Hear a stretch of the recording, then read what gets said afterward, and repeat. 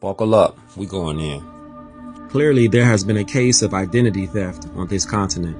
The fraud known as the U.S. has committed atrocities in the name of America, when in actuality, they are neither Americans nor their pale contemporaries. They have perpetuated fraud upon the natives and through social engineering have caused a mental separation of the original and primitive peoples of this continent, specifically the Asiatics of Northwest America.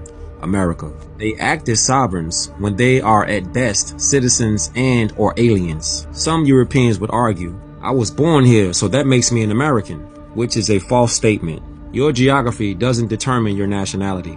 It is your bloodline, consanguinity, and ancestral lineage that does so. For example, if two Scottish people live in China for 20 years and have 3 children, are those children Chinese or citizens of China? The answer is obvious to anyone with a logical mind. Thus, the saying goes over here in the West. Just because someone steals something from you doesn't make it theirs. Even though they may possess, it still truly doesn't belong to them. However, the true heirs refuse to correct their status and live by the standards of their lineage. So they unwittingly give up their birthright every time they call people American who aren't, and call themselves black colored Negro citizens, of which they aren't either.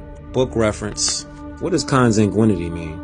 Kinship, blood relationship, the connection or relation of persons descended from the same stock or common ancestor. What does heir at law mean? He who, after his ancestor dies intestate, has a right to all lands, tenements, and hereditaments, which belong to him or which he was seized. Book reference. According to the National Mission Statement written by the Prophet Noble Drew Ali, this new nation of West African descendants has now come to lawfully link themselves again with the families of nations and to worship under their own vine and fig tree, which have been the inherited birthrights of all man through the descendant nature of their ancient forefathers. This is the true and inalienable inheritance to every member of the human family and nation upon the earth, and the Moorish Americans are a part and parcel of the human family.